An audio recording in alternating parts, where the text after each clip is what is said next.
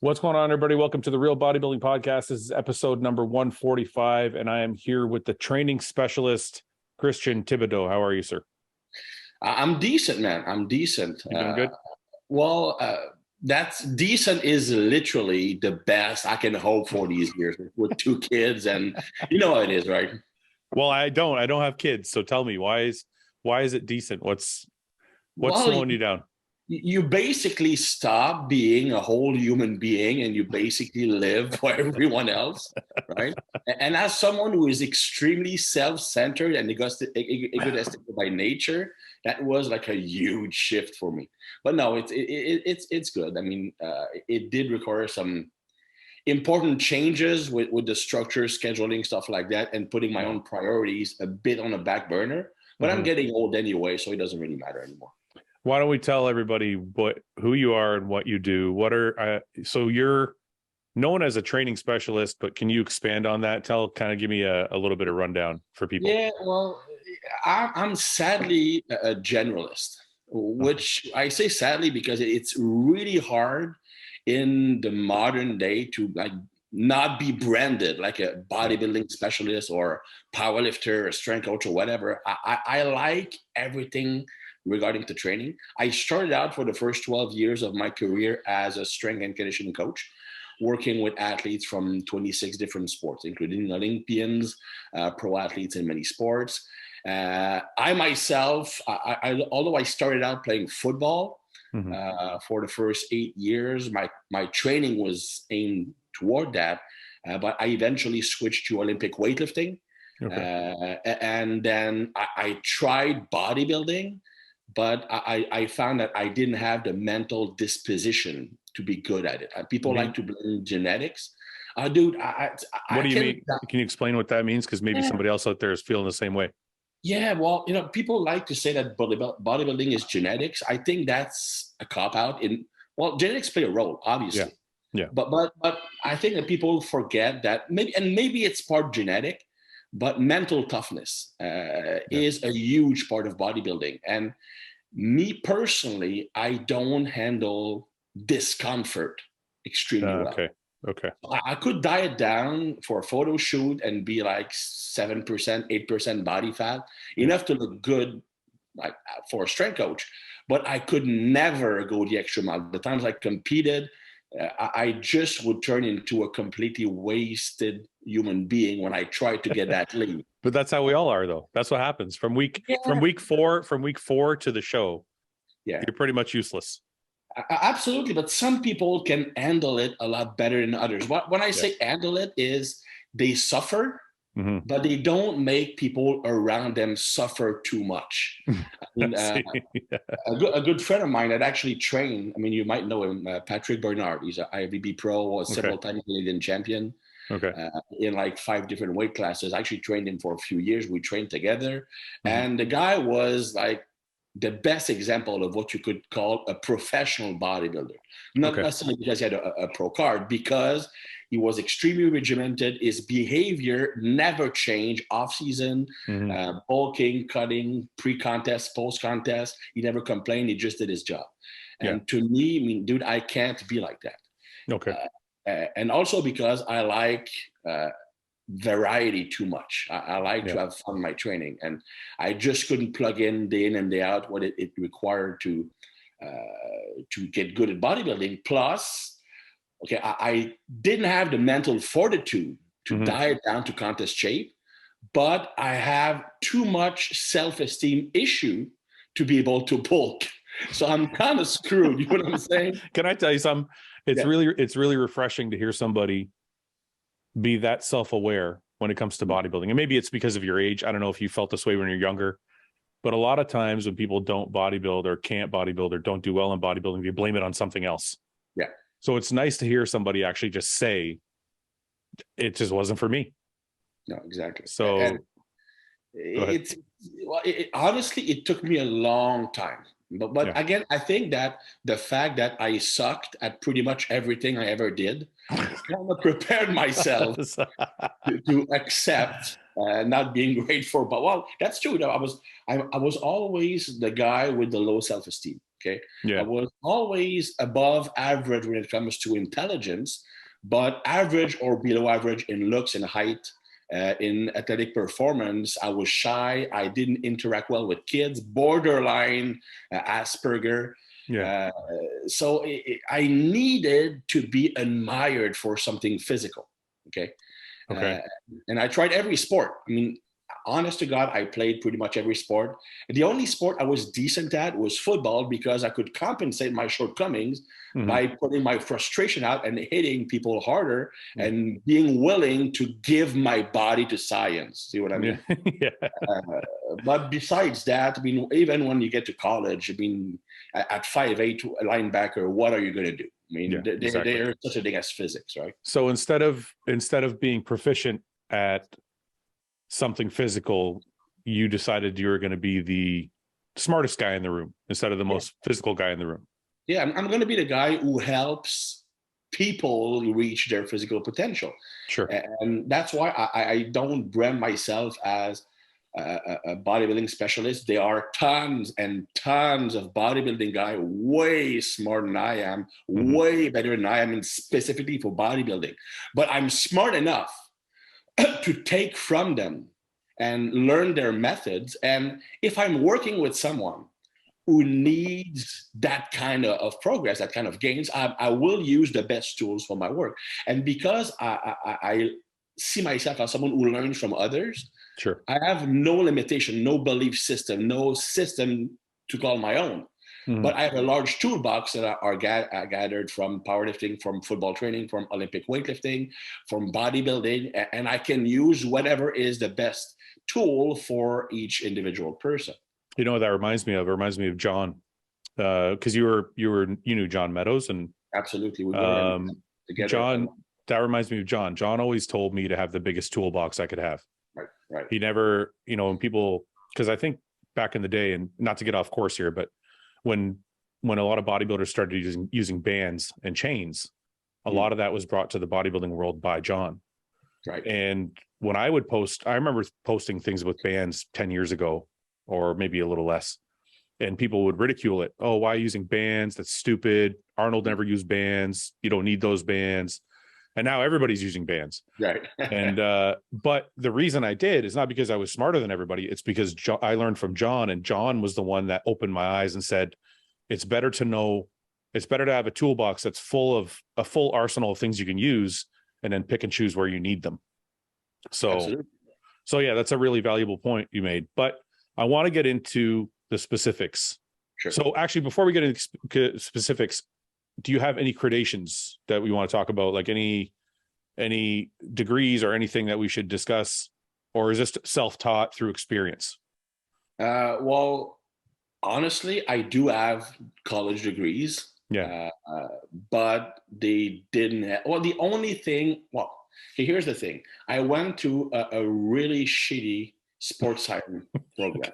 Okay. And I can say that now because they kind of turn things around, and it's pretty solid because now they are partnered with a chiropractic school and podiatrist school. So it's Sure. very good, especially for biomechanics now. But back then, I mean, I'm going to give you some example. Okay, my first session in college. Okay, my first session as a student, I was a research assistant. Okay. Just to give you an idea. Yeah. And I was actually grading papers for students in like 2 or 3 years ahead of me. Yeah. One day, the professor for whom I was the research assistant comes to me and says, Christian, I didn't have time to create the exam. Could you write it up? Come on. I said, okay, no problem. So I create the exam. The day of the exam, I walk into the room, because sometimes I do supervise exams, right? Because that's what research assistants do. Yeah. And the professor's there. And he tells me, Christian, I don't need you to supervise the room today. I'm here. I said, no. I'm a student in this class.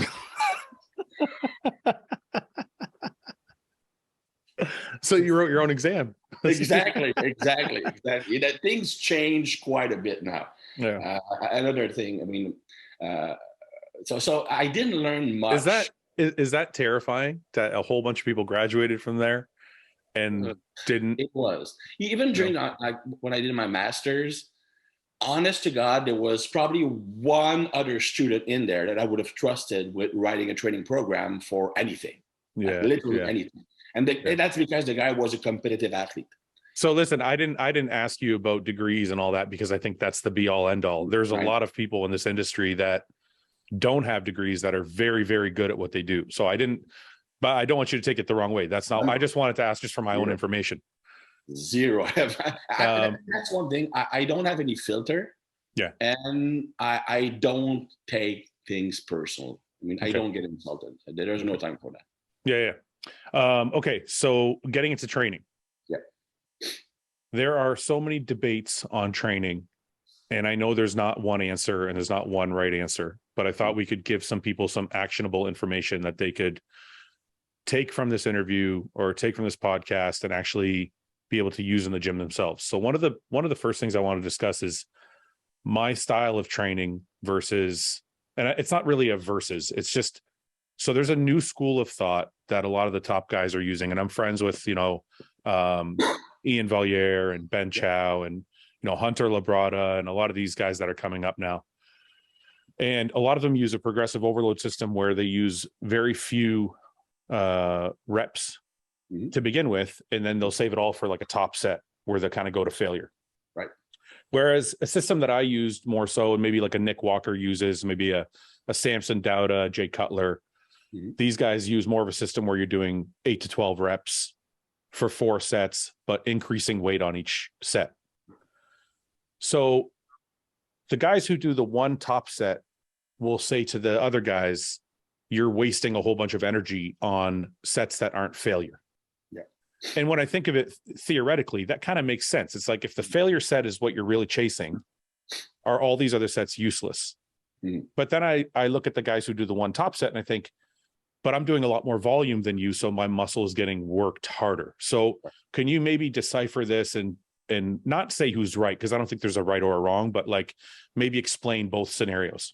Well, I think that, and that's a good point. I'm personally, just for reference point, I'm closer to you when it comes to building muscle. Okay. I personally, and that's going to come back because I think personal preference is sadly a huge part of the answer. Yeah. I think that bottom line is if you train hard, okay, and focus and driven, it will work. Okay. I mean, there's no doubt about that.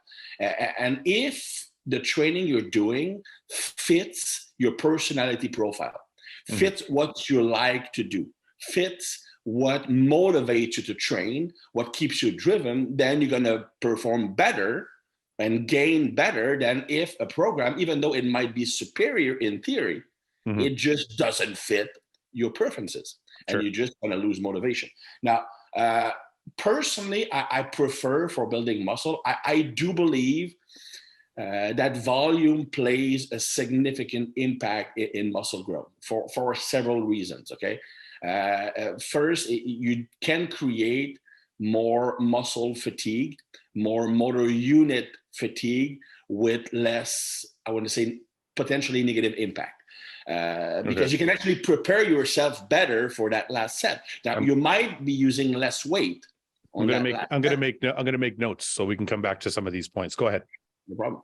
Sure. You can create more fatigue if you do a few more sets to get to your work set, and maybe those sets are harder in the process, but it's not like they don't contribute anything to hypertrophy development themselves. I mean, and that's, let's just look at and I think that these guys are not actually too far off from each other. Maybe there's a difference between like 2 or 3 reps in those pre-work set. So yes, there's maybe some fatigue difference, but I don't think it matters that much, especially if you are someone who over time increased his volume. Okay. Yeah. Because as you increase volume gradually, you also increase your work capacity. Okay. And that's, I think, is where my experience with athletes matter. Because with athletes, you notice such a thing as, if you increase gradually the workload, their body becomes capable of sustaining a higher and higher and higher workload over time. They become better conditioned. They recover faster. I mean, things that look great in theory and in science and in studies are not always 100% true in real life. For example, you look at the science of rest intervals, okay? Yeah. The studies show that longer rest periods are better for hypertrophy than shorter rest periods because you can recover more between those sets. Yeah. But what I've noticed is that if you gradually decrease those rest intervals, the body can become good at recovering faster. Okay, but sorry, I just want to interrupt. So we have to make sure we are very specific to who we're talking to. Yeah. So the people watching the podcast, I mean, some are athletes for sure. Some are marathon runners. I've gotten DMs from a whole slew of people, but for this podcast in particular, let's discuss building muscle. Absolutely. But what I mean is that physiology is physiology. Okay. So if you can increase work capacity, the capacity to tolerate training volume in an athlete, and I'm taking lifting specific volume. Sure. Like, for example, when I train athletes, we do a lot of heavy squats, heavy bench press, and even some bodybuilding work, and they can handle more and more over time. What I mean is that if you start with more of a moderate volume and you gradually increase the number of sets over time, sure, the body can acclimate to that. For example, at the peak of your bodybuilding career, you were probably doing more sets than when you started out. True. So because you build more muscle, you build more tolerance. Okay. Now, if you look at specifics, the difference in the training stimulus between the theory of that one set to failure and several and many exercises, it's based on the theory of maximally effective reps. Okay. A maximally effective rep is a repetition where you're recruiting all or as much fast twitch fibers as you can. Okay. And you are creating a stimulus on those fibers. Okay. And it's true that to reach a point where you are recruiting as much fibers as possible and putting tension on those fibers to make them grow. Because what makes a muscle grow is not the muscle damage. It's putting mechanical tension on that fiber. Okay. There are receptors on the surface of the muscle fibers, right? And when you're contracting a muscle, those receptors feel the tension. The harder you contract, the more tension you produce, okay? So you need, and the more tension is on each individual fiber, the more that fiber will grow, okay? So that's the first condition. The second condition is you need to recruit a lot of fibers, especially the fast twitch fibers, because they are the only ones that actually can grow significantly. The slow twitch fibers won't grow that much. So for example, if I want a lot of tension, the speed of the repetition needs to be fairly slow. And I'm not telling you to go slow on purpose, because going slow on purpose decreases the force you're producing. Sure. See what I mean? Yes. If you reduce the force, you do not recruit the strong fibers. Okay, but sorry. I have to. You're throwing a whole bunch of stuff at me, so I have to interrupt here and there. Okay, I'm sorry. Sure, but so how do you walk that line? Because John used to say he liked the concentric portion of the movement to be explosive. You should always try to lift the concentric explosively. Okay. Or at least fast. So how do you walk that line on what you're saying between being explosive but also being slow?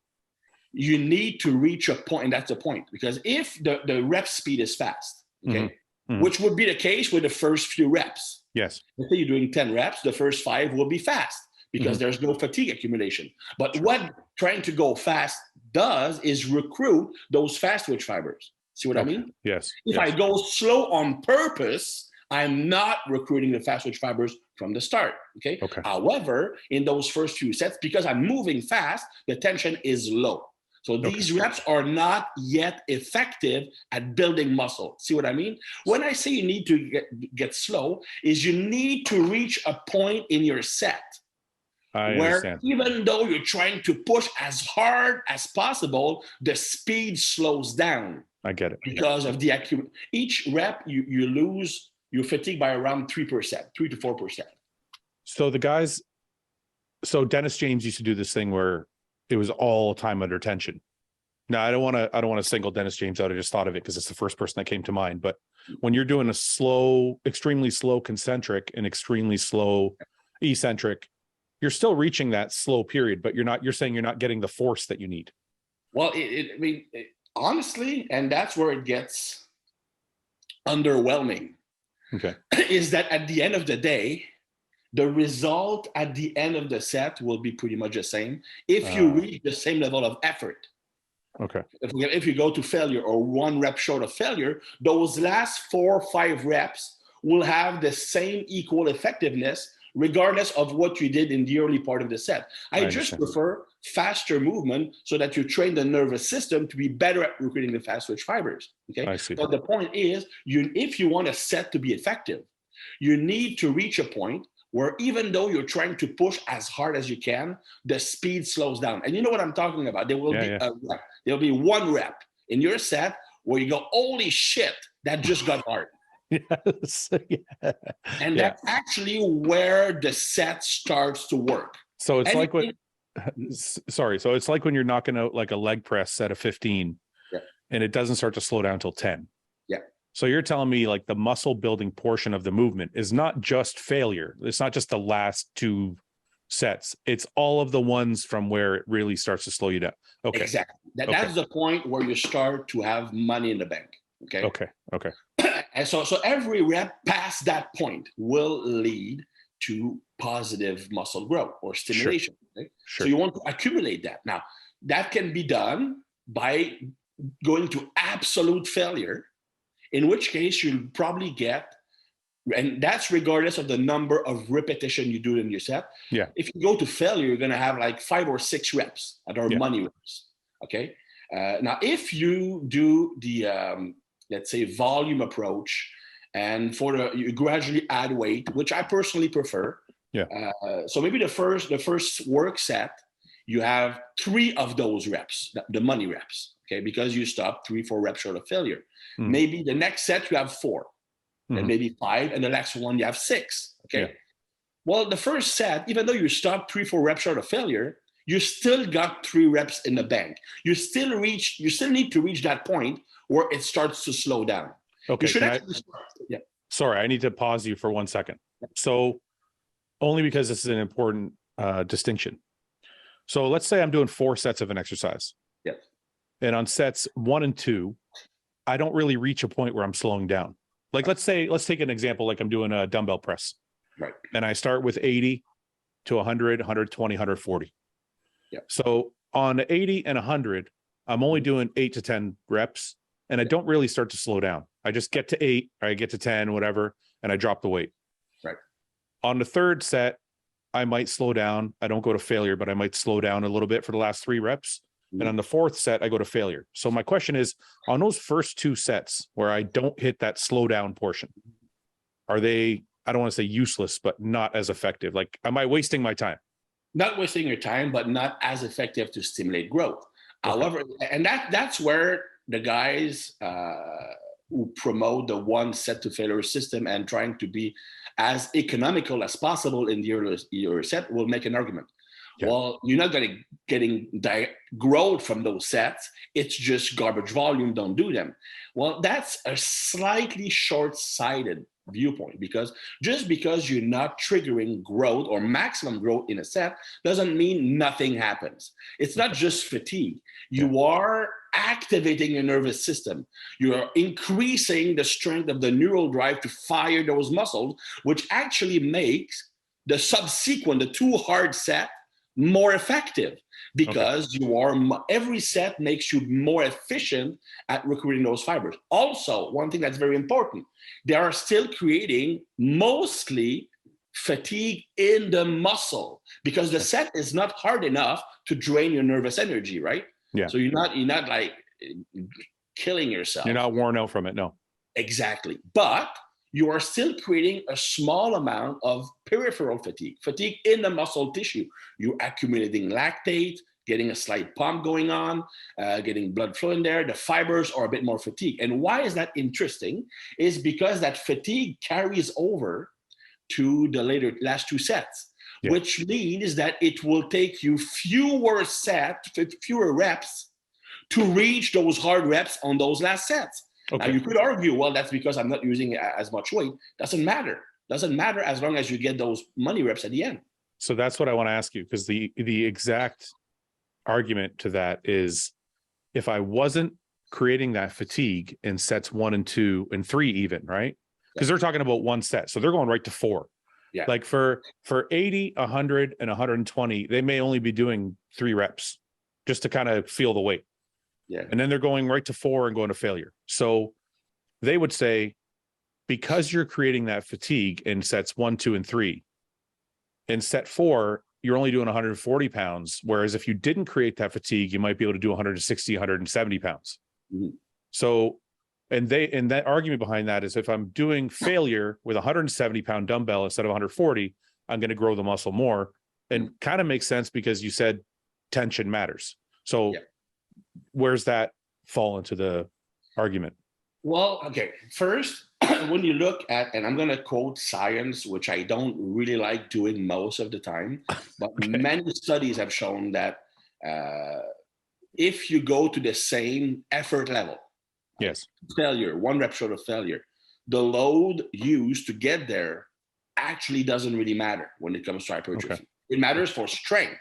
Sure. So in a way, if you measure your progress by how much stronger you're getting, sure, pure, strict progressive overload matters, okay? The absolute amount of weight you're moving is important for strength, because it trains the nervous system, it trains the joints, it trains the tendons to sustain those heavy loads, okay? And also, and lifting heavier weights, I don't want to get too deep into physiology. When you lift very heavy weights, you do get slightly different adaptations in the muscle, not so much in the size of the muscle, but in the micro tendons in the muscle fibers. A muscle fiber, doesn't run all the way through your muscle, okay? It's several mini segments connected together with a micro tendon going from one end of the muscle to the other. Okay. And one difference between, for example, powerlifters or bodybuilders who lift very heavy and bodybuilders who do more pump work is that those micro tendons connecting the muscle fibers becomes thicker, stronger when they lift heavy. So they actually withstand the heavy loading better. Sure. But the overall size difference from heavy loading doesn't matter if you go to the same failure point. Okay. But just to counter that, and I'm honestly not trying to argue with you. I'm just trying to decipher as many things as people would be asking. So if I can go heavier, so if you're saying the failure point is the same, whether I'm doing 170 pound dumbbells or 130 pound dumbbells, failure is failure. But if I'm getting more reps with a heavier load, is that not going to make me bigger than the other guy? Again, not really. I mean, no. As long as you do use progressive overload. Because to these guys like Ben, like Iain, like Justin, and many other people who do progressive overload, that logbook is the most important thing to them. They want to make sure that every week they're lifting heavier, because they attribute their growth to the strength. It's combined for them. Well, I would just want to make it clear that I am for progressive overload. Sure. But progressive overload doesn't mean moving the heaviest weight. Yes. It's gradually lifting more weight under the same conditions. Yes. I'm going to give you an example, okay? If you do, let's say, dumbbell press, and 1 week you get 10 reps with 150, dumbbells. Strict form, you feel the muscle contraction. The next week, you go up to 160, you can get 10 reps, but technique is a bit more shady. You cheat a little bit, not enough to be called a bad set, but still. And you don't feel the muscle contract as hard. Can you really say that the muscles have been overloaded more? Because you change the condition of execution. So the goal is still to get stronger, but under the same condition. So for example, let's say that you do those higher reps on the earlier sets. That will decrease performance or the amount of weight you can use on those last sets, but you are always in the same condition. Sure. So if you gain 10 pounds from week to week, for example, you're still progressive overloading. But if you suddenly change the conditions just to move more weight, you do not necessarily progress in load because you just change the condition. The muscles themselves don't necessarily get more loading. See what I mean? So the really irritating thing about this conversation is basically both are the same. Yeah. Because, and it's funny because you can see that in evidence, because you could look at somebody like Jay Cutler who did very high volume, and you look at somebody else like Dorian Yates who did very low volume, and they both were massive bodybuilders. At the end of the day, if you look at the number of those slower reps, they probably did roughly the same number for each muscle group. Sure. I mean, Jay did more exercises per muscle, so maybe he did a bit more volume. There will always be a range because there's no perfect volume for a muscle. Okay. Sure. But it won't be as different as what most people think. And yes, it's underwhelming. Yeah. Because again, regardless of what you do, the number of reps you're doing, the number of sets you're doing, it all if you lift fast at first, if you lift slow at first, it all boils down to how many of those slow reps, despite trying to push hard reps, that you get. Okay, let me ask you this one last question on this segment, because I basically understand what you're saying is really it comes down to preference. Yeah. Because they're all going to be generally the same. Can you tell the preference based on somebody's genetics, number one, and number two, if a beginner came to you today, never touched a weight in his life, which direction would you push him and why? Okay. I would say that genetics, body type, and personality profile will impact. Like, for example, someone who's extremely of a type A, aggressive, like almost to the point of being annoying, extremely verbal, wants to be the alpha in everything he does. He's probably going to gravitate toward the method that allows him to use the most weight. And okay. So he'll progress. He'll move to the progressive overload. He'll be more motivated by more the low volume. Yeah, because it's all progressive overload. That's right. Sorry. You should always strive to increase the load you're moving, but under the same condition. Don't change the conditions from one workout to the other to get the false sense of strength increase. Sure. But someone who's more high strung, more verbal, like to take all the attention to himself, will normally do better on the lower volume approach. And also because they don't have the patience. Okay. I mean, if you do let's say, sets of 12, then 10, then 8, they might lose actually focus on doing those 12 reps because for them it's fucking long. It's demotivating. Okay. Yeah. So there's a role there. Also, some people with smaller joints, like more ectomorph people, will normally do better with the higher volume approach. Okay. That makes sense. They just need more work on. If they have more slow twitch fibers, they will also need more volume because you need to fatigue those slow twitch fibers so that you can fully recruit those fast twitch fibers. Okay. And again, if you have small joints, you have less resilient tendons. If you can get the same hypertrophy stimulation while using less weight on your top set, it's a win. Because it's less dangerous. If you have those thick joints, if you have short limbs, like a stocky kind of bodybuilder who's built for strength, then he doesn't need as much preparation or safety work prior to his work set. So that does play a big role. That explains a lot. That's actually very, very good information. So I feel like I was more of an ecto-meso. So that's probably why I gravitated more towards the higher volume. Whereas somebody like James or Ian, they're definitely more of a pure meso or even a meso endo. So they're definitely got those thicker joints. So, okay, that makes sense. But can you explain to me, is there a way for somebody to know, is there a measurement of some type of measurement where somebody can find out if they have more slow twitch or more fast twitch fibers? Well, you could do a muscle biopsy, but that kind of sucks.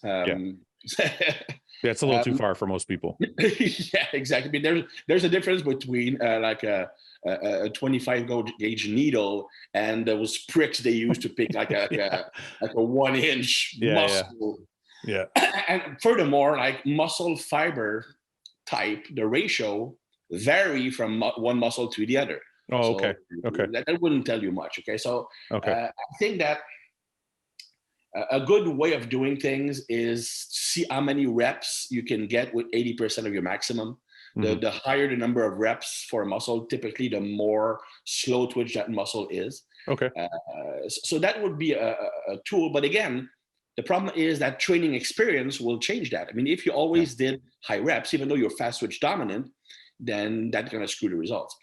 So unless you're a pure beginner, it's kind of hard. But then again, you can use qualitative measurements, like were you naturally more explosive, or you're faster than you were strong, for example. The faster, more explosive naturally you were, even before you started training, likely the more fast twitch you are. If you had better endurance than speed when you were younger, probably a higher ratio of slow twitch fibers. Okay, so you mentioned a few things. You said personality, you said joints, your joint size matters, fast, slow twitch fibers matter. Is there anything else that matters on which one you would choose, which training style? You mentioned beginners, okay? Yeah. I think that beginners, for starters, they should go toward more sets. And it just makes sense because, well, you know what? Doing a set is not just about building muscle. It's about learning to use your muscle. The more reps you can get, the more practice you get contracting a muscle, flexing a muscle. And that's something that beginners should learn from the start. First, obviously, good lifting technique. Like on the big basic lifts, and I know that just put your audience asleep, but it's still important. So on the big basic, like squats, deadlift, bench press, shoulder press, rows, you need to learn pristine technique, because I mean, how many guys just overuse their biceps on rowing movement and never really work their lats, right? Yeah. So that's an example. So you need to teach proper muscle recruitment, but second, you need to practice flexing those muscles with beginners, especially with more single joint movements. Because to me, a big lift, like a multi-joint exercise versus a machine exercise or an isolation movement, it's two different things. It's like a hammer and a saw. You need both to build a house, but they should not be trained the same way. To me, a single joint exercise for bodybuilding purposes, you should see it as flexing a muscle against resistance. Yeah. Because the main benefits of isolated work is, you know what, isolating a freaking muscle. Yeah. So if just for the sake of lifting more weight, you do a curl and you do more upper traps and lower back work than biceps, then it's wasted. And not only that, the more focused the effort can become, the better you become at recruiting the biceps. You know what? The better they will work on your pulling exercise. So you get the double whammy. Yeah. I mean, beginner, they need, and that's one thing here. A lot of people, there was this discussion, what makes someone potentially good at being a bodybuilder, okay? Yeah. Even when you look at a guy like Ronnie or Branch who sling the weights around, you know what? I can guarantee that even though they're using more of a ballistic style, they're getting a good mind-muscle connection. Definitely, yeah. The one thing that separates elite bodybuilders from the gym bros, of course, besides the discipline and hard work, they are better at feeling a muscle working when they're training. And you know what? You can actually develop that as a beginner. Yeah. Instead of focusing on, and then there's a time and place to get stronger. Beginners ain't it. Beginners should be focused on training the brain, the body to feel those muscles working properly, flex a muscle against resistance. And we see that all the time. Like my ex-girlfriend, she went to nationals, I think in 205 in Montreal. I think that Simon Voyer won that year. Yeah, that was the year. Yeah, I took. I think I won the heavyweight class that year, something like that. Yeah, you won the overall, I think. No, 2005 I didn't. 2006 I won the overall. Anyway, that was in 2006 then. Yeah. Yeah, I think Sam came in second. Anyway, my girlfriend at the time, she was in great shape, but the way there was no physique back then for women. It was only bodybuilding and figure. And she was a bodybuilder, but she had the physique of a physique girl now. Yeah. And she was on the smaller side, but the weight classes were a middleweight stopped at 126.1, and after that was all heavyweight. Yeah, and she was 126.3. And that was my fault, because I depleted her the week before. I waited her to see if she could make the middleweight, and she was like 3 pounds off. Yeah. I forgot to think that, you know what, when you do the weigh-in, you are in an hotel room with thick rug, which actually makes you lighter. Okay. Or on the scale. Anyway, so she actually like loaded up with pizza before the weigh-in, and she was 126.3. So big coaching mistake. Yeah. And that's the year that like Colette Guimond was there, Zoe Lindsay was there, like big girls. Yeah. I remember them. I mean, Colette was literally the human being in that competition with the most muscle per inch of body weight. I mean, she was thicker than Sam, and that's saying something. So my girlfriend was like 126, and Colette has 18 inches biceps on 5'1" and 185 pounds. I mean, she didn't make a top 10, and that she actually went severe depression, and that ended her bodybuilding career. Anyway, she was a farm worker, okay? Because I'm actually going somewhere with this. Okay. She was a farm worker, and she actually won the provincial championship without training, just from carrying heavy weights. But her back, traps, and biceps always responded like crazy to training, because she spent years and years and years carrying stuff. And so those muscles become, I mean, that's the same thing with hockey players. Sure. I mean, when they train their legs, they respond super fast, because these muscles are, the point is, the more you use your muscle, a specific muscle, the better you become at contracting it, the easier it is to stimulate it to grow. And that's where the most successful bodybuilders have an advantage. They are geniuses when it comes to contracting a muscle. And you know what?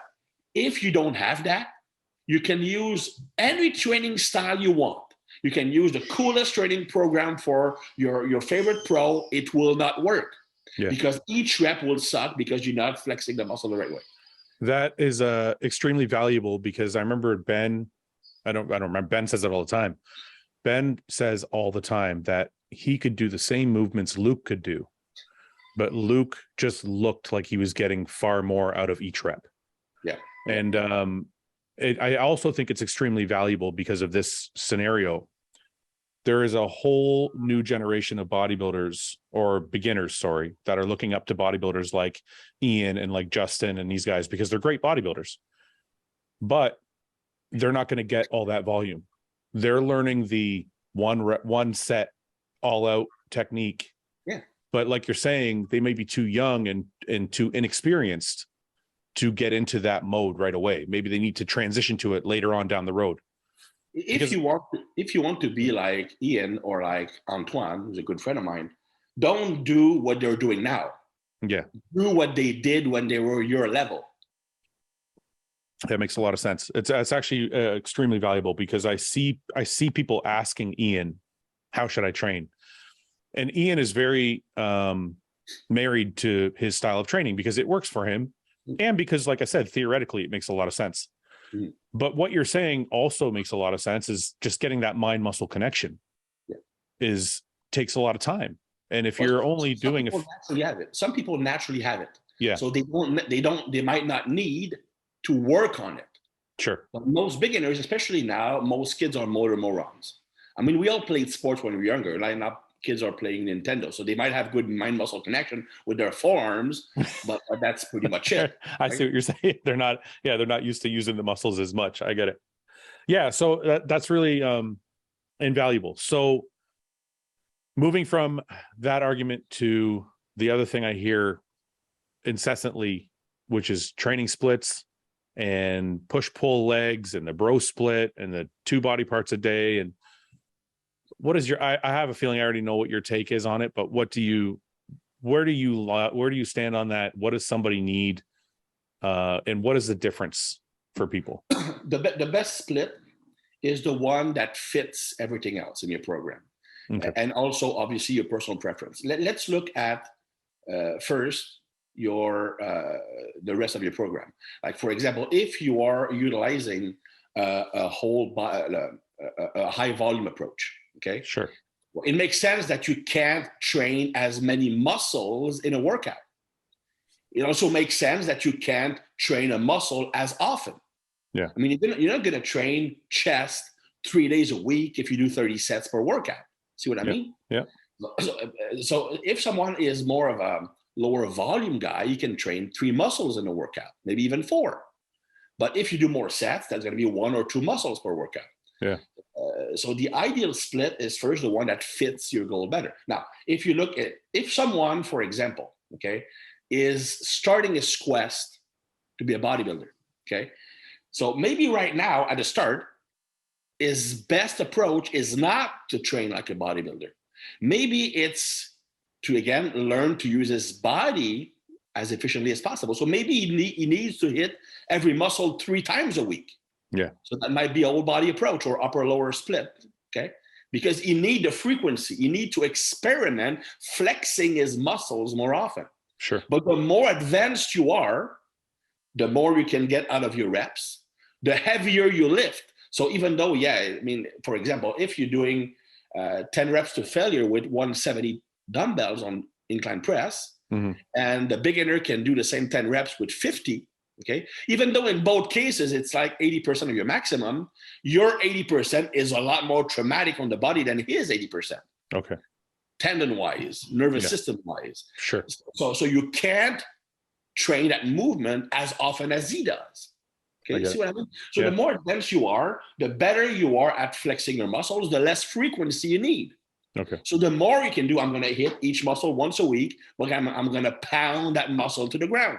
That's going to work really well for someone who's fairly advanced, but might not be the best solution for a beginner who should probably train each muscle twice a week, maybe even 3 times a week. So we're talking maybe an upper lower split. Maybe there's one split I really like, especially with bros, because bros don't like to train legs. So I'm a bro. I train legs. Yeah, but that's because you have to. But no.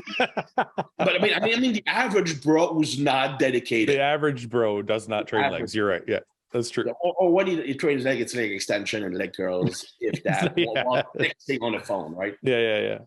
And we can even use the same analogy with girls. Yeah. And if you put 2 upper body days in a girl workout, she's going to hate it. She wants more booty training, right? Yeah. So one approach that I picked up, and that might not it's not classical, it's not traditional, but it solves that problem, because I do believe that, again, personal preferences, the one split that you like doing the most is the one that will deliver better results, because you're going to be more motivated. Like Chris Bumstead said that at this point of his career, the best split for him would be a whole body split. But there's no way in the hell he's going to be doing a whole body because he hates it. Yeah. So personal preferences are important. So what I did when I was a kid, and I'm going somewhere with this, and I was sick, my mother would give me aspirin. Okay. So there we go. The pill addiction started very young. It quickly moved up to speeds, amphetamines, and ecstasy, like the good old Quebec bodybuilding scene, right? Anyway, but the aspirin, I didn't have good swallowing skills when I was younger. Yeah, take that out wherever you want, and so the bitterness of the aspirin made it impossible for me to swallow it. Yeah. So what my mother would do is she would crush the aspirin, mix it with honey in a spoon, and I would eat it. I wouldn't feel the aspirin. I wouldn't taste the bitterness, and it went down smooth. Well, I'm doing the same thing with bros and leg work. So instead of doing, for example, push-pull leg or upper lower, or having a leg day, which I know will kill their motivation, they will just skip it, or they come up with COVID-19 on leg day or something like that. One good split, again, keep in mind, that's not for advanced bodybuilders. It's for someone who wants to build muscle, maybe starting his journey. Okay, so you would have a push-pull split, but quads and glutes are put, quads and hamstrings are put on push day with chest, triceps, deltoid, and hamstrings and calves are put on pull day. Okay, with upper back, lats, biceps, traps. Yeah. So now you might have only to put 1 lower body exercise in a workout, mix in with 5 upper body exercises. Yeah. So it goes down smooth. But at the end of the week, you did your 4 legs exercises. Yeah. Or maybe 6 leg exercises. Yeah. Easier to tolerate that way. Yeah. And you can do the same thing with women. Women who don't like to do upper body, you can have push-pull modified, but instead of slanting it toward the upper body, you slant it toward the lower body, and you put 1 or 2 upper body exercise mixed in with 4 lower body exercises in a workout. Yeah. So with the split, moving to a more intermediate or advanced bodybuilder, I get a lot of questions about lagging body parts and things like that. And I remember having a conversation with Brad Schoenfeld about frequency. So we were talking about frequency for beginners as far as learning motor skills and learning to feel the muscle and mind muscle connection. What about frequency for bringing up lagging body parts? Where is it too much? Where is it not enough? Do you need more? Like John, at one point, John told me, I remember we were discussing arm growth and how he wanted to make his arms bigger. And he said his arms were actually getting better when he didn't train them at all, because they got so much work with back and with chest and, all the other work that we do in bodybuilding. So where would somebody fall on a frequency scale if they're trying to bring up a lagging body part? Okay. That's actually one of my favorite topics. I mean, I've actually written about it as early as 15 years ago. Okay. And first, let's take, just as an introduction, let's talk about John's case. John's, first of all, is among all bodybuilders in the world. Well, what he was, in my experience, I mean, I've trained with him a few times. We spent like 2 weeks together in Colorado. He is the best, maybe with Charles Glass, at feeling a muscle. Yeah. Like making those little tweaks to maximize the intent. And he's just a genius at flexing muscle. Sure. Also, the way he's built, okay, he has literally like the shortest arms ever in a normal sized person in bodybuilding. He did, yes. Okay. And not only his arms were short, his upper arm was short compared to his forearm. So that lever actually makes it almost impossible not to be biceps dominant on pushing and triceps dominant in pressing. That's why his shoulders were always lagging behind, because when he was pressing, it was all triceps. That makes sense. Yeah. So for him, it actually makes sense to actually get better arm growth from reducing arm training, because his arms could finally recover. Okay. Oh, I see. But that's not the case for most people, especially not with the opposite body type, which you are. Yeah.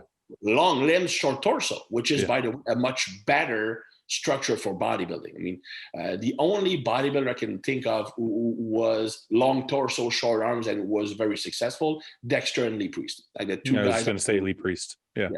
The only two guys I can really think of. Aesthetically speaking, the problem with people with short arm, long torso is that they all have high lats.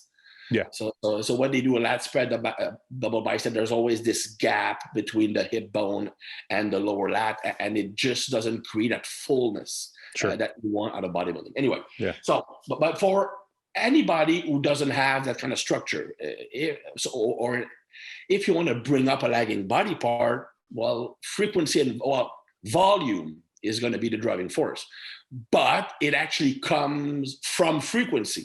Not because the frequency itself is key. It's just because the amount of volume you have to do to make that stubborn muscle grow is so high that you can't do it time-wise or recovery-wise in a single workout.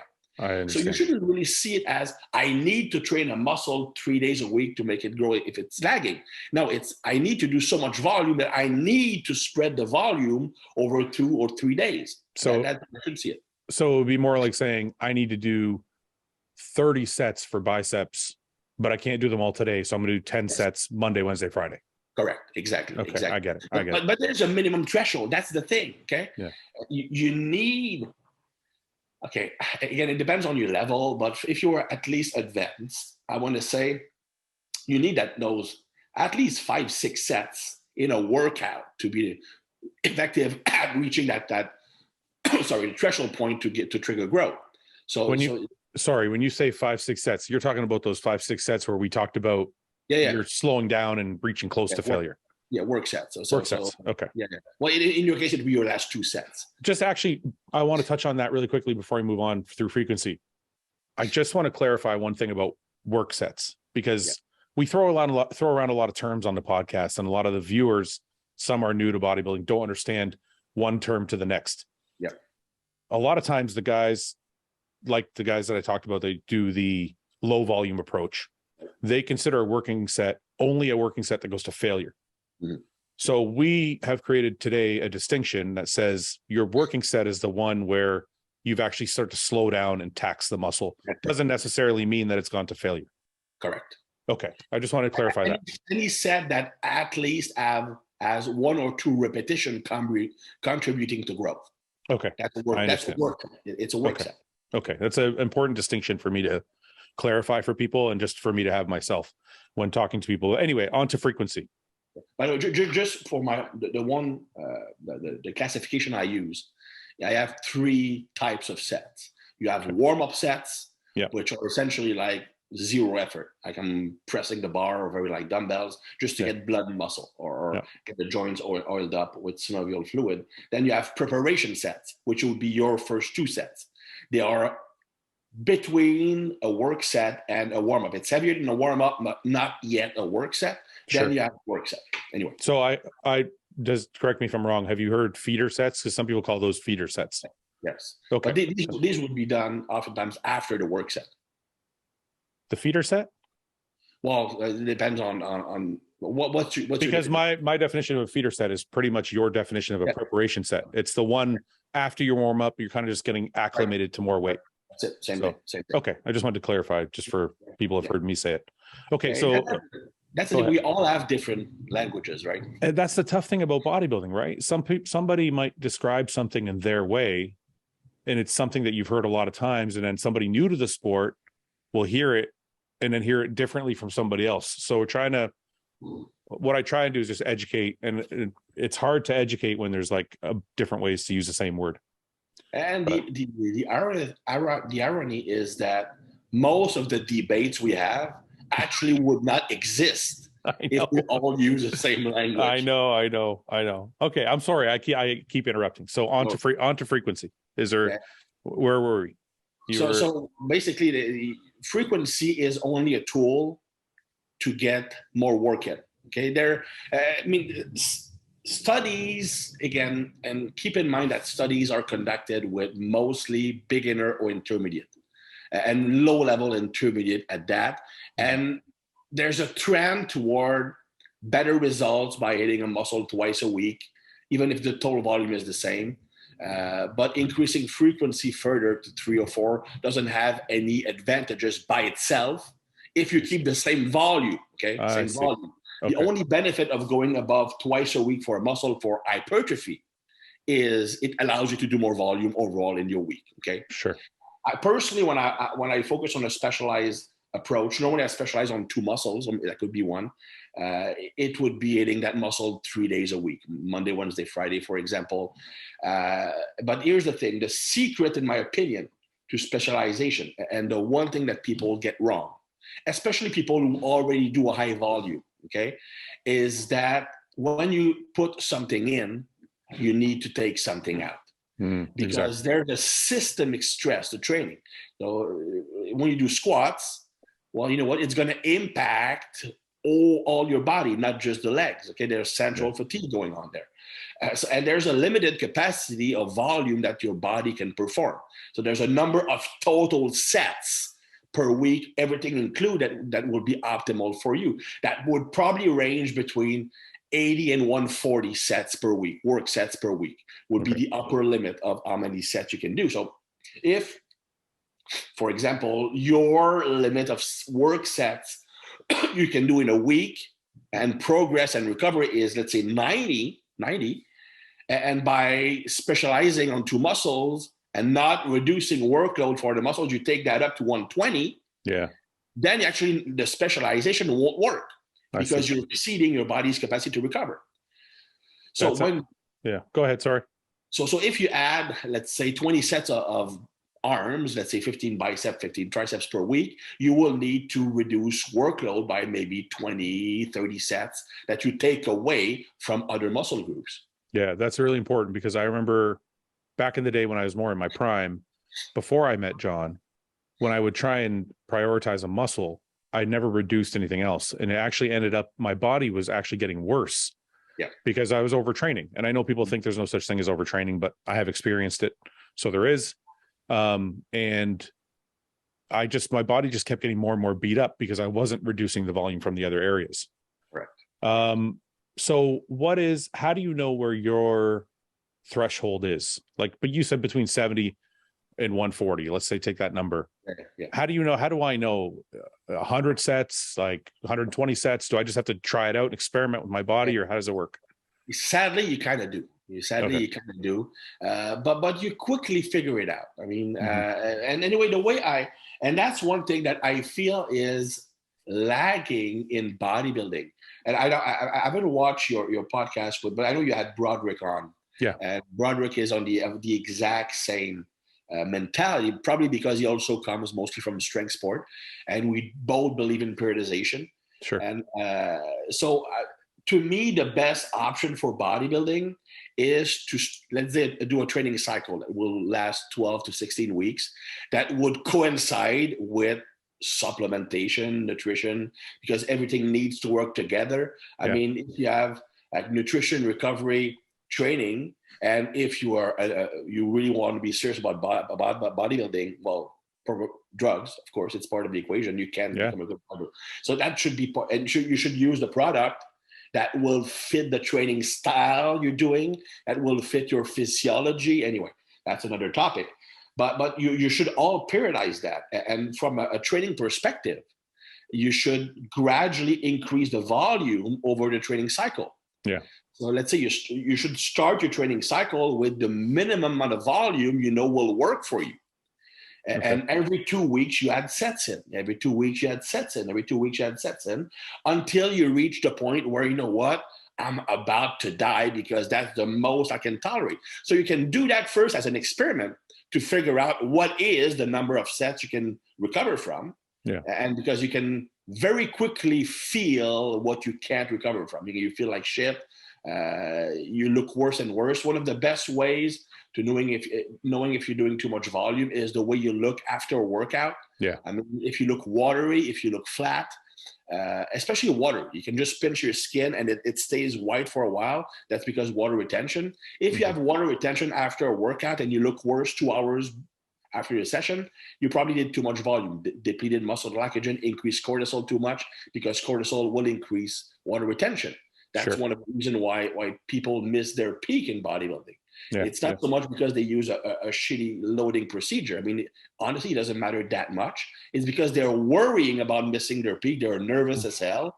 They're pumping cortisol like crazy. And that cortisol depletes muscle glycogen and makes them retain water.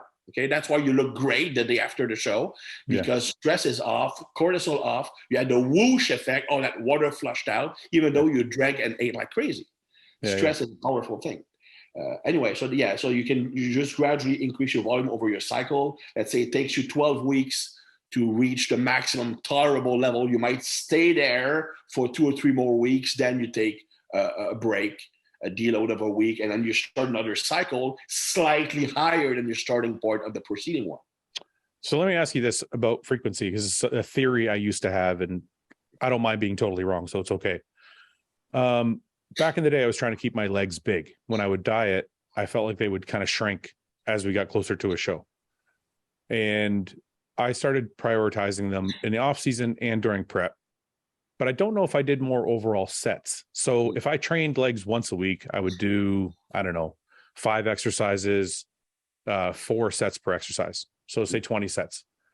When I split them up, I might do a few extra sets, but not really. It was more because I had a theory. And like I said, it was my own personal theory, so it could be total nonsense. But I had a theory that if I could just keep them full, that they would keep their size. So just driving blood to the muscle twice a week was better than hitting them once and then letting them flatten out towards the end of the week. Yeah. Does that make any sense to you, or is that just blood volume? It's not the whole answer, but it is part of the answer. Okay. Because first, it is well established that keeping a muscle full favors anabolism. Okay. That's why, for example, when you carb deplete, when you don't have enough sodium in your diet and the muscles become flat, it's actually very hard to build muscle. And that's when you are at a risk of losing muscle because you have more remember I mentioned the pressure receptors, the baroreceptors on your muscle fibers. Yeah. Well, it's the same thing. If the muscle is full, it actually creates pressure, increasing, like they call it intramuscular tension, intramuscular pressure. That actually is a trigger for anabolism. Okay. So you actually increase protein synthesis by keeping a muscle full. That's one of the mechanisms, for example, why creatine will work. Okay. Okay. Can you overdo that, or is that just like, let's say I wanted to train my legs. Hey, you know what? I want to keep my legs full. I'm going to do 5 sets 4 times a week.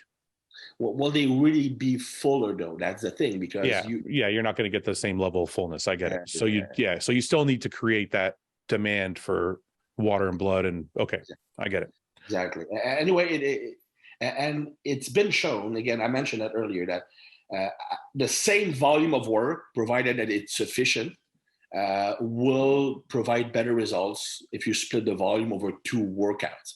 Of course, that's mostly for more beginners, intermediate, but a case could be made that when you're dieting down, you put your body in a less optimal state to build muscle. Yeah. So maybe you have a slight advantage there. There's also the fact that, I'm going to use an example that will seem extremely far off, but I'm going to make the connection back to the main topic. When you get older, there's a thing called sarcopenia, meaning that you lose muscle tissue as you're getting older, and even if you keep training that muscle. And it is often due to neurological issues. The nerves become less efficient at sending the activation signal to the muscle. So basically, the better you can activate a muscle, the more you can activate a muscle, the more you're telling your body, I need that muscle. I see. So in a sense, if you're training that, if you're in a state where the body wants to get rid of muscle, well, it won't get rid of the muscle you are telling your body or using more often. See what I mean? Yeah. It makes a lot of sense. So and again, you mentioned your legs, because for you it was the body part that would flatten out and lose size, and that would make sense considering your body type. Yeah, longer limbs, so arms and legs would be the first place you will lose your size. Yeah, and you would maintain chest and back very well, delts very well. Yeah, but if you look at a guy who would be the opposite body type, then it's going to be chest and back that will flatten out first. Yeah. So maybe you want to use the same approach for chest and back. Okay. I see. Someone with stumpy legs and stumpy arms, like John, for example, there's no way he's going to lose leg and arm size while dieting down. Here narrower, less shoulders, less upper back. That would be the first thing to go. Yeah, so and you're actually right. That was his back was the first thing that would start to go, and shoulders. Yeah. So moving from training split and frequency, I wanted to discuss exercises. Yeah. People's team to think that the more extravagant an exercise, the better it's going to work. So that's the first part of it. But the second part of it is, are the traditional exercises actually necessary to grow, or can you skip something like a squat or a barbell row and still have a great back or still have great legs? So it's kind of a 2-part question, kind of looking at it from both sides of the angle. Well, there's no such thing as a mandatory exercise. I mean, great physiques have been built on a very wide range of exercises. Yeah. If you look at the traditional big lifts, like a squat, like a deadlift or a rack pull, like a bench press, like an overhead press, like a row, the main benefits of those exercises is that first, they hit a lot of different muscles at the same time. Okay. Mm-hmm. So it's efficient. But that's also the downside of those exercises, because you can't really focus on one muscle. So that's why people often will say that these are great to build a foundation, because it will build overall size. It's also great to develop the nervous system's capacity to recruit muscles, because they require a stronger neural drive. Yeah. You have so many muscles involved, the brain needs to work harder and harder. But when you have that demand, the nervous systems becomes better over time at recruiting muscles. And that quality, that capacity can be transferred to when you train smaller exercises. Now you can get, the best example I can give you is the best abdominal feeling a mind muscle connection I get is when I did squats or deadlift before. Okay. I mean, I just get like, it's just crunchy when I'm doing abs. Same thing if you do like row and you go hit biceps afterwards, often I'm going to get a better contraction. Yeah, definitely. Because the nervous system is ramped up. Now, that having been said, it depends on your body type, which big lift would be best for you. Like, for example, you with long legs, the back squat's not actually going to be a great exercise. Yeah. It's going to be mostly glutes. Glutes, some lower back, maybe some hamstrings. Mm-hmm. It's actually not going to be a good quads exercise. So a leg press is going to be working better. A hack squat is going to be working better. Pendulum hack squat is going to be working better. Sure. But if you take a guy with short legs, that would be the opposite. He doesn't need the leg press. Actually, won't work that well for someone with short legs. A back squat would be better. Like for a guy like you, rack pulls will work great. For someone like me with short limbs, won't work great. A Romanian deadlift or a straight leg deadlift will work a lot better. Mm-hmm, Traditional deadlift from the floor won't do shit for someone with short arms, short legs, long torso. Yeah, it's all lower back and quads, all lower back and quads. So you want the deadlift to build the upper back and the posterior chain. So for someone with short legs and long torso, a Romanian deadlift will be a better option when it comes to posterior chain and upper back.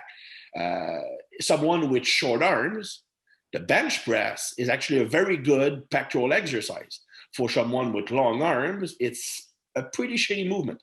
It's going to lead to shoulder problems more than anything. Dumbbell work is going to be a lot better. Yeah. Maybe they need more isolation work for chest, for example. Someone with long arms won't need as much lats work. So they don't need chin-ups and stuff like that. They do need more rowing, more mid-back work. Someone with short arms will be the opposite. Yeah, they don't need mid-back because it overpowers everything, but they do need those isolated lats exercise, those fancy cable movement. To me, the fancy cable movements that are all the rage now, like they might be on paper, because based on the biomechanics data, if you use that exact 7.5 degrees angle, which represent the angle of the superior fiber of the trapezius, then that exercise is better, right? In reality, and that's true to some extent, but it makes a program very inefficient. But the best use for those cute exercises and you can just browse Instagram if you lack ideas of what to do. It's when you have a muscle that is, as we talked about earlier, non-responsive to the big lifts. I see. I call that gap work. But I just want to interrupt for 1 second. I have to be careful there because a lot of beginners are intermediates. So there are movements I'm sure you can agree that people just don't like doing. Yeah. A lot of people don't like doing a barbell row. It's hard. It's uncomfortable. It's awkward. Yes. You might not be very strong at it. A lot of guys will skip a T-bar row or a barbell row because of those reasons. So I just don't want to give permission to people to say, well, I tried the barbell row. It didn't work for me. No, so, actually, you should keep the big meat and potatoes lift in there. Yeah. Because they will build overall muscle. So you want to add those that's important. cute exercises, as you would put it. Exactly. So basically, it's gap work. Okay. The way I explain that, let's say you do a squat. Okay. Yeah. And let's say I'm doing a squat. I'm short legs, long torso, very quad dominant. So a squat will build my quad very effectively, but won't do much, if anything, for glutes. Okay. Sure. So if I were to only do the big basic lifts, then my glutes would be underdeveloped, because even when I do deadlift, it's still mostly quads and lower back. Yeah. Because of the way my body is built. So I would need to add those cute exercises to the program, add, not replace, that I can work on my gaps. I would probably not need as much direct work for quads. Sure. Because they're getting growth from the big basics. Okay. So I'm sorry to interrupt. I feel like that's the biggest mistake I see so far on Instagram, or when I see people's programs. This is very, very key, because the majority of time I see people doing this, they're like, well, my back didn't grow from rows, so I just dumped it. I got rid of it, and now I'm only doing this fancy cable thing. And it's very valuable for people to hear. You still need, like you said, the meat and potatoes. Well, first, okay, the barbell row didn't do anything for my back. Bullshit. Yeah. I mean, it didn't do anything for one specific region of the back that your brain is focused on because you're sick of not having that muscle. Like, for example, when you have a weak muscle that doesn't grow, all you see is that muscle. True. You're not seeing like the first bodybuilding show I did, and I was like coming straight from Olympic weightlifting. So I had like big shoulders, big legs, zero chest, like literally a prepubescent girl had a bigger chest than I did. So when I was in the, I remember this, dude. I was in the weigh-in room, and I was looking at the guys with the huge chest. All I couldn't see was huge chest. Yeah. I've been there. But you kind of forget, you know what? My legs are much better than their legs. And my shoulders are much better than their shoulders. But all you see is your weakness. So it's the same thing when you're training. If you have weak lats, well, you don't see that you have a fucking thick middle back and traps. So it's not that the barbell row doesn't do anything. It built like that monster shell in that upper back, those rear delts. It just didn't work lats. So if you drop the barbell row, you lose the stimulus that made that upper back great in the first place. Is it possible that your barbell row, even though it might not be the most efficient movement for your lats, is it possible that it taxed them enough so that when you're doing that isolated, fancy movement, it's going to work even better? Yeah, absolutely. Than if you just drop the barbell row altogether. 100%. And not just from a fatigue standpoint, from an activation standpoint, because even though it might not be enough for the lats to get maximum stimulation, because if you have short arms, and again, depending on technique where you're pulling the bar, because again, most people, the reason why they're not getting much from barbell rows from a lats perspective is not because the barbell row, it's because of them. They don't row properly. They row toward their chest instead of rowing toward their hips. So that would be one thing to look at. But even if, let's say they do the barbell row in like the upper back dominant fashion, so rowing more to your sternum and your chest, well, the lats still get activated. Now, that activation might not be enough to stimulate growth, but it wakes up the muscle, and that's the highly scientific language. But the real scientific language is you increase, and if you want to pick up a girl in a bar, okay, that's what you tell her. It will increase the sensitivity of the neuromuscular junction to central drive activation. There you go. She's in the bag. That's a But what I mean is that just by contracting a muscle, even if it's not hard enough to make it grow, it's enough to make that muscle more sensitive to the drive of the nervous system. So when you do that exercise that focuses mostly on that muscle, it's going to respond more strongly to the activation of the nervous system, and you get better out of that exercise for having done the big basic lift first. Yeah, that's really, really valuable, man. There's so much. So a question, how does somebody know? So you've gone through a whole bunch of things really quickly when it comes to what movements somebody should do and what movements somebody shouldn't do. And I'm sure there's a whole bunch of people watching that are like, well, my body doesn't fit any of the things he said. So how do I find out? How does somebody find out my body is suited for this exercise more than this exercise? Is there somewhere they can go? Is it on your website? Is it like, or how do they figure it out? I do have a series on my YouTube channel, which is just Christian Thibaudeau, Tibarmi, a series of videos on the best exercise strategy for body type. So if you have long limbs, what's the best shoulder exercise or shoulder strategy? And I compare long limbs versus short limbs, for example. Oops. Let me stop that for a second. This is the one I wanted to share. This one.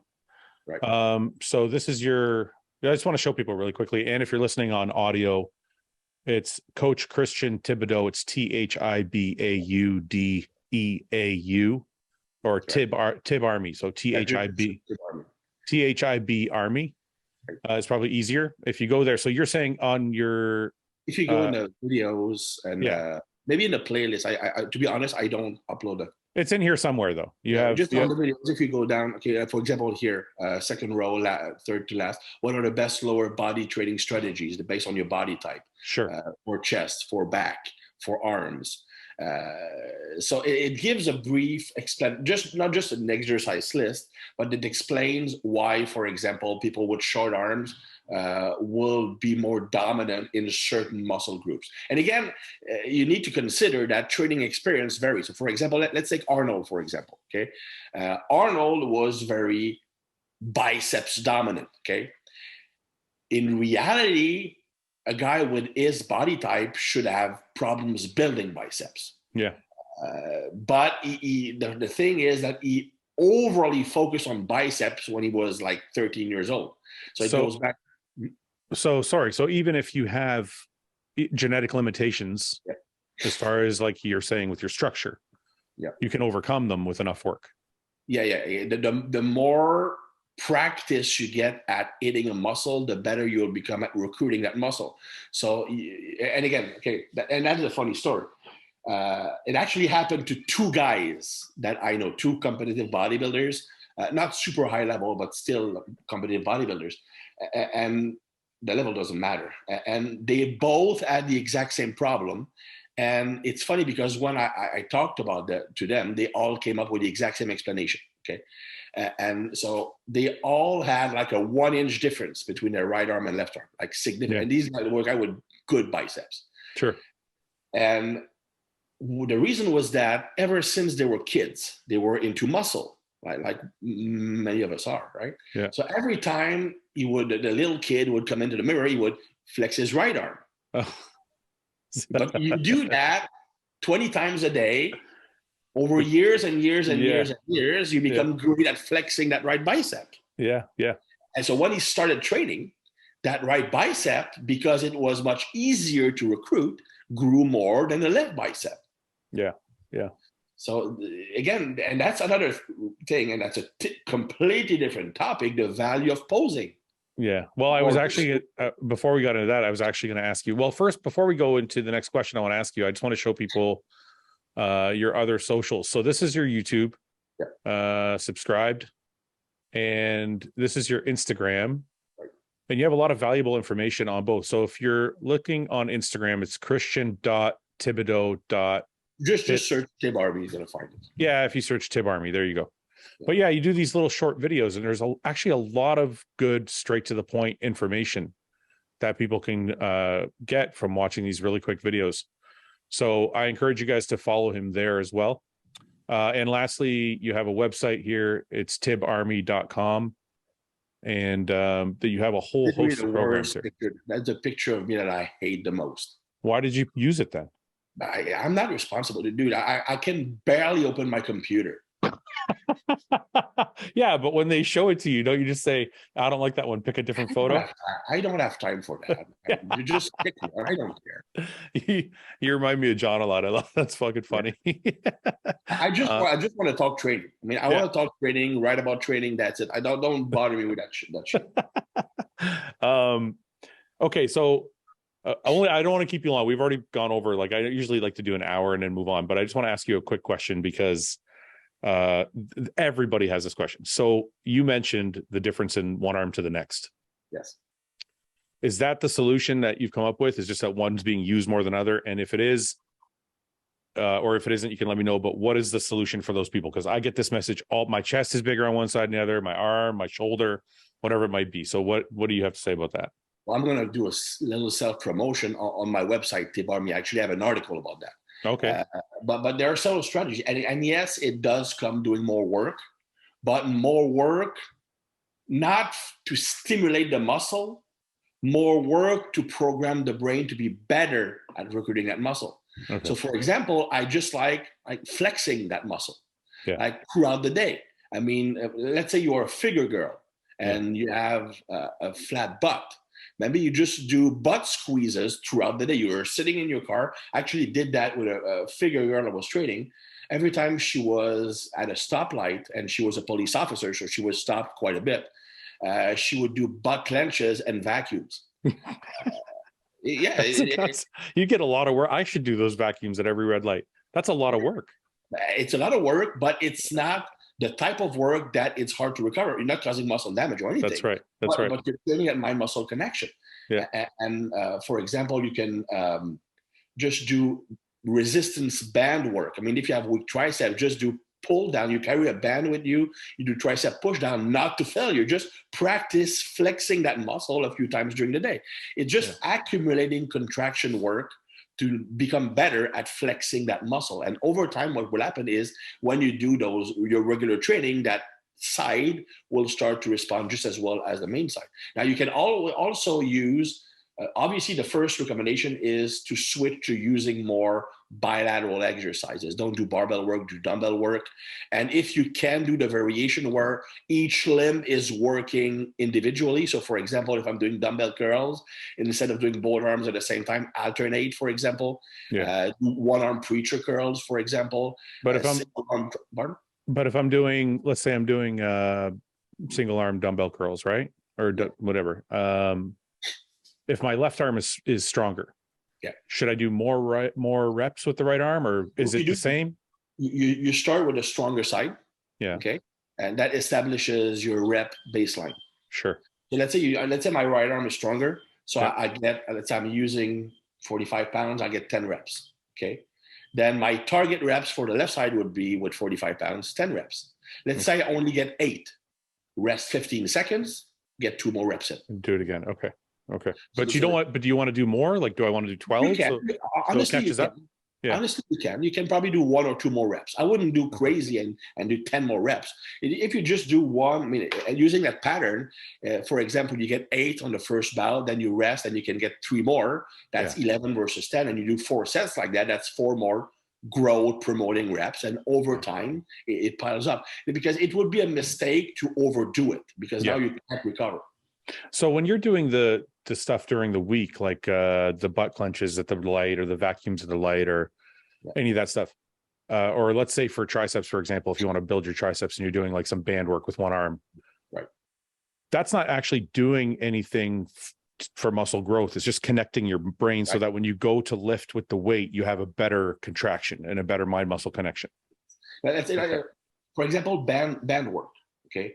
Because if you go to failure, you will get some growth out of the band work itself. But that's not necessarily what you want to do. Okay. Sure. It would be a lot more beneficial to accumulate more total reps over the day because it's the amount of practice contracting that muscle. Okay. Now, just one brief topic regarding bands, because and hypertrophy, and we talked about it earlier. Now, bands added to barbells or bands added to machines is different than bands themselves. Okay. The thing is, if you just do band exercise, the reason why you can actually do band exercise every day, several times a day, and not overtrain is because it doesn't cause any muscle damage. The reason is what causes muscle damage is mostly when, in large part, when you are stretching that muscle under load. And with bands, there's no resistance when the muscle is stretched. And it actually increases the intensity of contraction the more you reach peak contraction, which is actually one reason why it's so effective at wiring your brain to flex hard that muscle. So that's why I really like bands by themselves to work on wiring your brain to recruit a muscle better. Since we since you brought up bands again, I have a pet peeve I want to ask you about. Why is everybody doing reverse banded hack squats all of a sudden? Other than the simple fact that they want to put more plates on the machine. I understand there's benefit to it in some way, but it seems like it's really become overblown.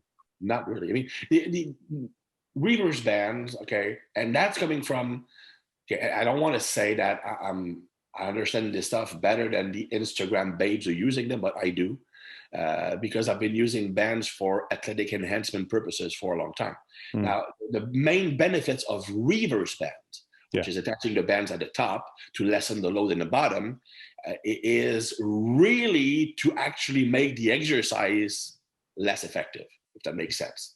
meaning that it dramatically reduces the load in the bottom position. Yes. So it reduces muscle damage, it reduces joint stress, but it reduces the effectiveness of the exercise because you are underloading that bottom position, right? So let me just push back for 1 second, not because I disagree with you, only because there is a second point to it. So John used to have me do them once in a while.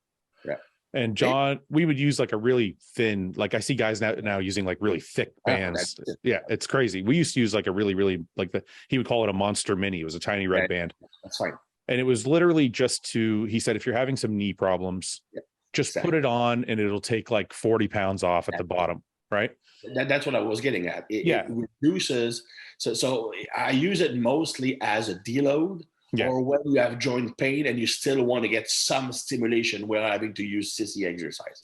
So the pushback I was going to give you is some guys use it, and I've heard this before. Let's say somebody is maxed out on the hack squat at 6 plates. Yep. They want to build their strength. So a lot of these guys have been saying, what I've been hearing is, well, if I put 8 plates on it, yes, it deloads at the bottom, but I can feel what 8 plates feels like halfway up to the top. That's true. So is there any benefit to doing that? Yes and no.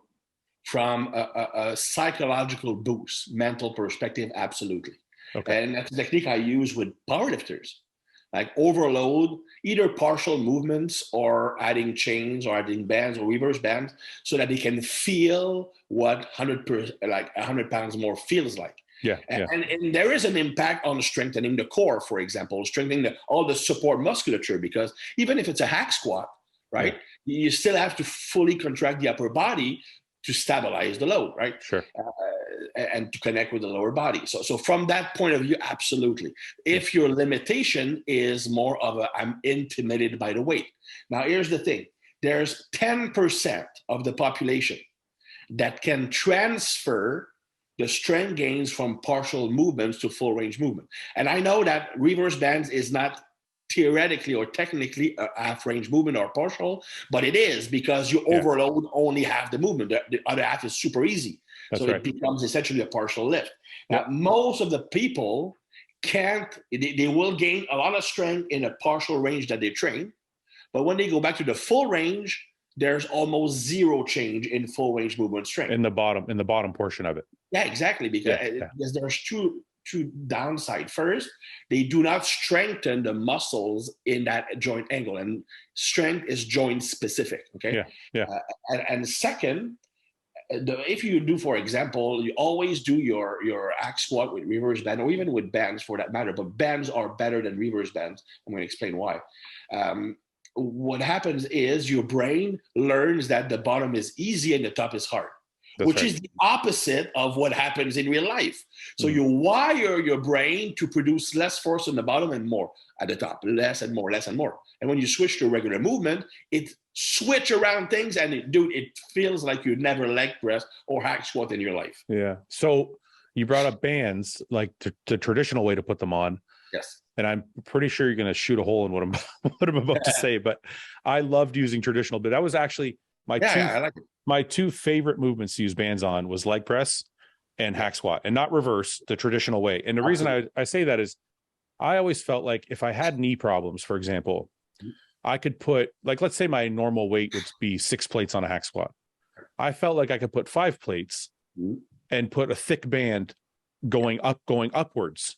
And that would help me at the bottom, because I'd only be at 5 plates at the bottom, but I would be really contracting all the way through with that heavy band. And that's going to work with you because you have long legs. So, okay, there you go. So can you explain to me, is that efficient for everybody or only guys with long legs, or is that? It's going to be beneficial for everybody, but mostly for guys with long legs. Because when you have long legs, the lagging muscle will be quads. Yes. And quads will work mostly as starting at that parallel angle. Okay. The bottom, it's mostly adductors and some glutes. Yeah.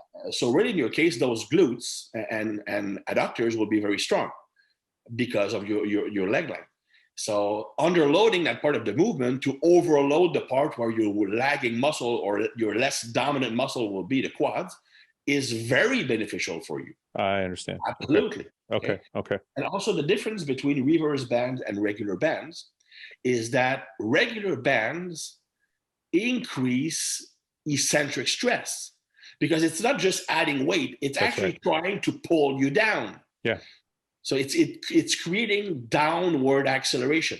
That was actually, sorry, go ahead. I'll explain. Go ahead. Sorry. So if you're trying to resist that acceleration, your muscles need to fire harder than just lowering the weight. And remember that during the eccentric phase, lowering the weight, your body uses mostly the fast twitch fibers.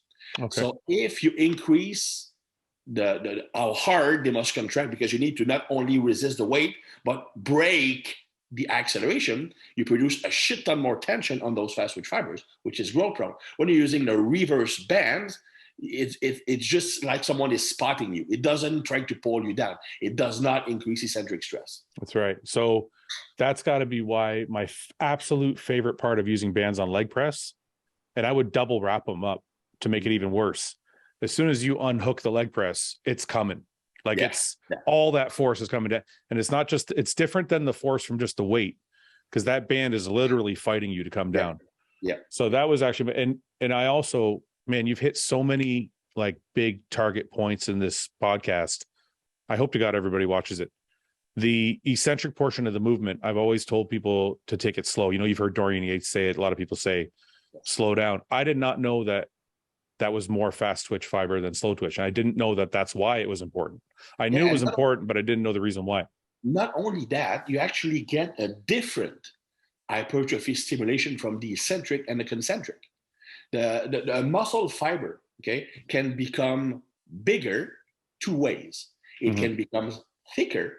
So basically imagine that the fiber is like this tube here. So it can be thicker, okay? Which is by you add sarcomeres in parallel. You just pile them up and it becomes thicker, or you can actually make them longer. Okay. And you can say, well, Christian, my muscle doesn't change length. No, it doesn't, because it's still attached at the same place. But instead of the fiber going this way, it goes this way. So it still increases muscle volume. It gives muscle a more tridimensional look, even though the muscles might not be thicker. And that is by adding sarcomeres in series, the sarcomeres at the end of the fiber. And that is developed by slow eccentric actions, whereas thickening is the concentric portion. I see. This is crazy. If you don't like do that slow eccentric, or at least control, trying to break the acceleration, you literally lose half of the gains. I actually had this debate with Brandon Curry on a podcast we did, because Brandon doesn't like to do slow eccentrics, but he feels that having to catch the weight and use the force to catch and bring it back through is just as important. That's true. Okay. It's a turnaround, because it does create the same thing, because you can either like that slow eccentric will like keep that muscle fiber under tension for a long time, but a slower force. If you have to break a fast moving object, the tension is over a short range, but it's magnified in the zone where the muscle fiber is the more prone to grow. So you do get more mTOR activation. You can also, by the way, get the same thing by trying to force the stretch at the bottom of the rep. So it's a type of rep you can add.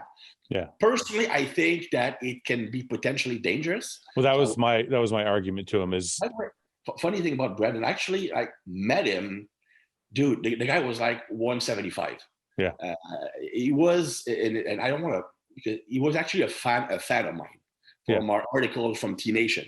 And he came to see me at the booth at the Olympia. We had a booth at the Olympia, like first booth when he came in. I think it was in 2004 or 5. We were giving away a motorcycle, anything. George St. Pierre was there. It was pretty cool. Yeah. We talk in French, so nobody understood us. Anyway, when he speaks English, nobody understands him either. But anyway, that's a different story. I mean, dude, Brandon was like 175. Now he's like 285. Like I know, different. I mean, talk about genetics. I mean, some people I don't like to talk about genetics. Ian and Michael Lockett, I feel are exceptions. I mean, they do work very hard. Yes. But they just had it. The reason I was laughing earlier when you said that about him being right is this entire podcast has literally taught me one thing. I mean, there's been a lot of real solid nuggets in there, but it's really just taught me if you have to just bust your ass. Like we've basically taken every debate and said, this will work and this will work. Yeah. As long as you're doing them both with maximal effort. I just did a video on my Instagram that, you know, the number 1, 2, and 3 most important things to get results are how hard you train. Yeah. That's it. Training hard and being consistent. That's it. But you can't really know. This is the thing about training hard. The word hard is very smart. It's very relevant, but it's very relative. Like you can only think you're training hard until you meet somebody who trains harder. 100%. And that to me is the ultimate, because I've had clients. I used to coach a lot of people, and I've had clients tell me, I train so hard. And I'm like, okay, send me some videos of your training. And I just don't see it.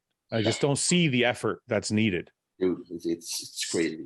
So I mean, it's hard. You need to go to gyms where you have lots of successful bodybuilders or powerlifter if that's your thing. That's right. I mean, I'm going to talk about strength for a second, but that's still relevant. It's still the same thing.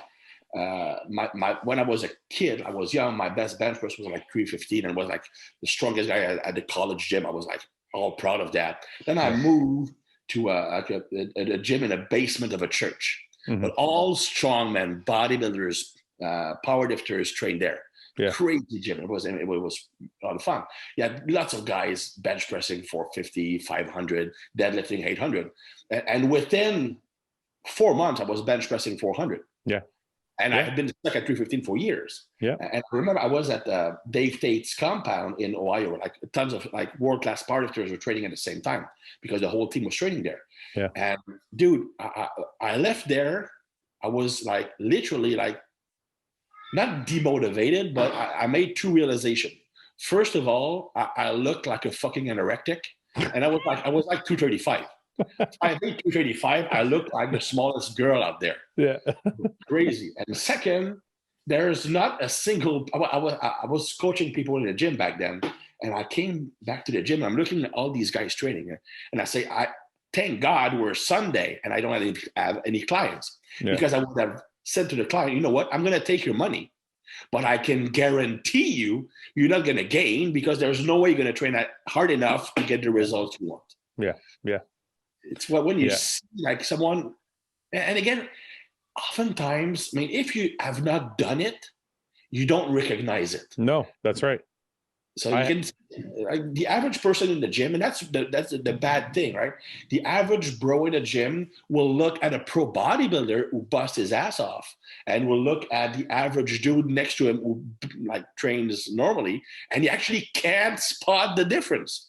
Well, because to the average bro who sees a pro bodybuilder, they immediately attribute it to steroids. Right. And listen, steroids is definitely part of it, but they don't attribute it to anything else that's going on. But yeah, I don't know how to get the hard work thing across. I just always tell people, if you ever get a chance to train somebody with someone who's better than you, take the opportunity immediately.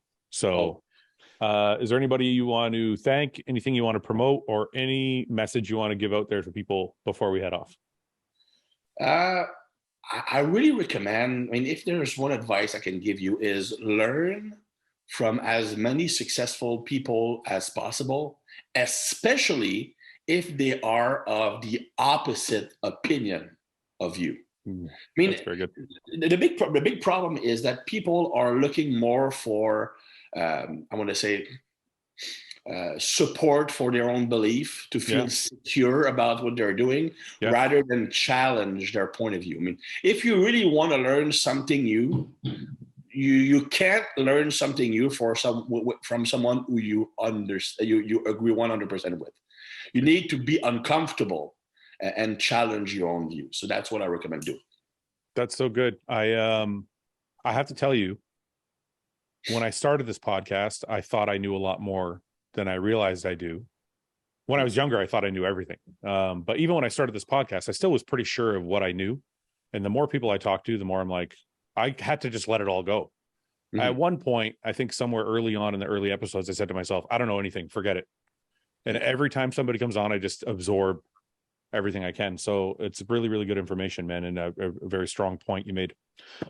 Christian, I appreciate it, man. I'm sure we're going to have more training debates to discuss. Are you willing to come on again at some point?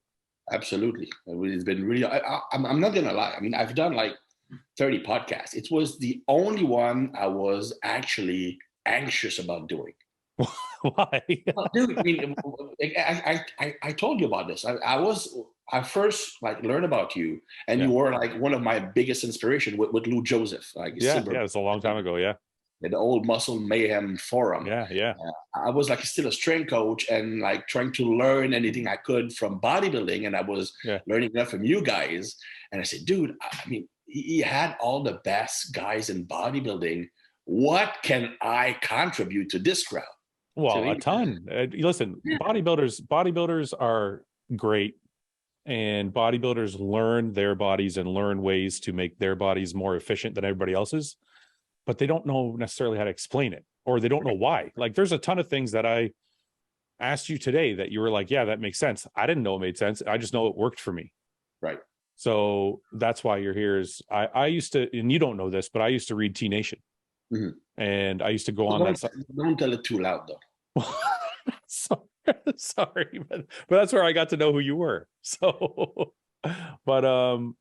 so that's why I was like, okay, well, I want to have him on because I know how valuable the information is. So anyway, I appreciate you coming on, man. Thank you so much, and we'll do it again, hopefully. It's been awesome. Thanks for watching. Please subscribe, share with your friends, and like the video. And if you get a chance, check out the description for all the different links to all the different places you can find Hostile and myself. And lastly, check out hostile.com for our new line of supplements and all of our apparel and gear. Thanks again for watching.